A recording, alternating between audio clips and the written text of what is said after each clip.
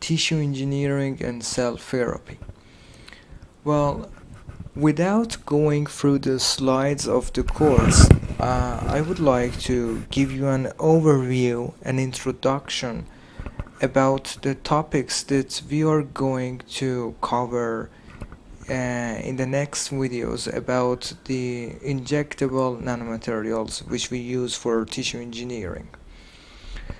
And I also shared the notes that I have taken in the class, so please, after seeing this introduction, download the notes, and it might be helpful for you to follow the lectures, not only by the videos but also from the notes, so that you wouldn't have to take the notes anymore. But anyway, let's go for the introduction.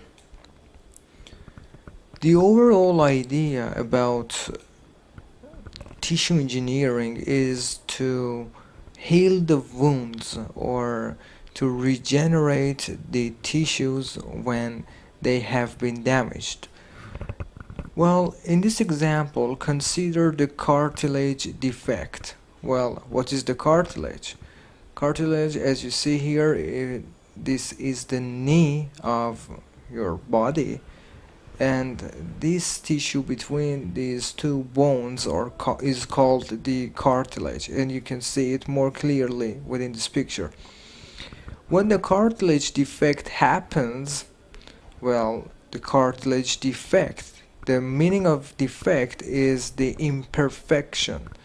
When the cartilage defect happens, you see that this tissue is damaged. This is the true picture, and this is just the animation. So what we want to do is to, let's say, regenerate this tissue and to wound the heal.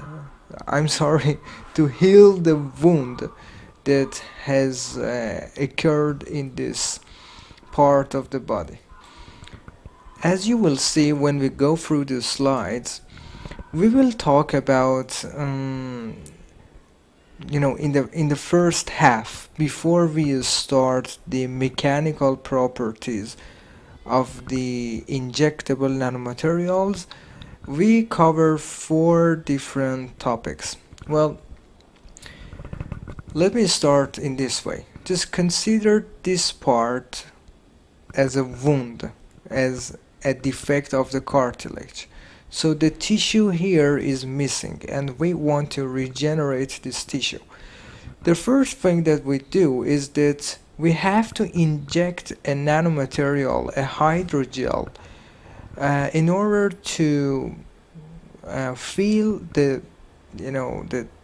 free space, the missing space between these two walls of the wound, of the defect, and to regenerate the tissue between these two walls. Well, you will see that we will use the thermoresponsive hydrogels, and the thermoresponsive hydrogels have one specific characteristic, that they respond to the temperature, so they are thermoresponsive. And you will see that when we inject them here, I mean here between the two walls, at the beginning they are in the liquid form when the temperature is low, but surprisingly when we inject them and the temperature is increased, they will become a gel form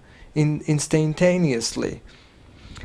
After that, we will talk about the stem cells. Well, if we have the tissue here and the tissue here, and we want to fill this gap, the gap has to be filled with the same tissue cells. As a matter of fact, you will see that we introduce the stem cells, which can differentiate and proliferate into the specific type of cell that we have in our mind. For example, in this example, we considered to heal the cartilage defect.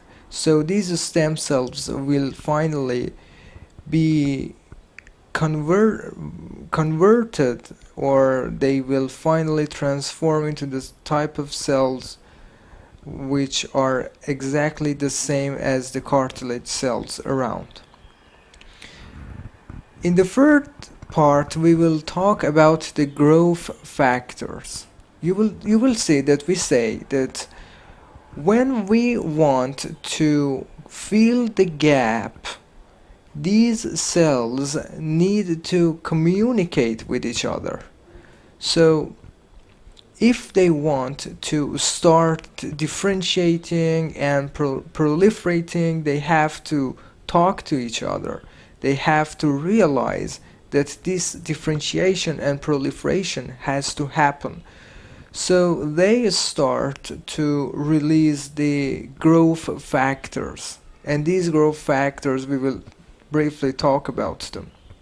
And finally, we will talk about the RGD and the integrins for the cell adhesion. The concept behind that is really simple. If the cells are alone and they are not connected to each other, they will die. But the cells have to feel the mechanical force always on their membrane to continue being alive and surviving.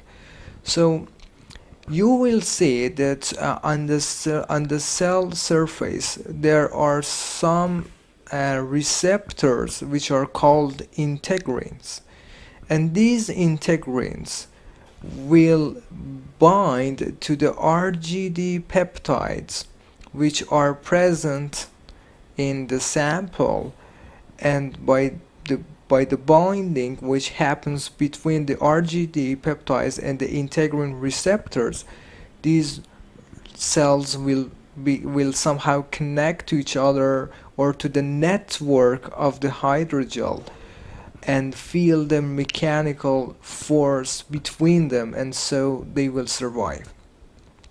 So this was the overall introduction about what we are going to cover, and when it's finished we will start the mechanical properties of the gels. Okay, in the next video we will start the lectures.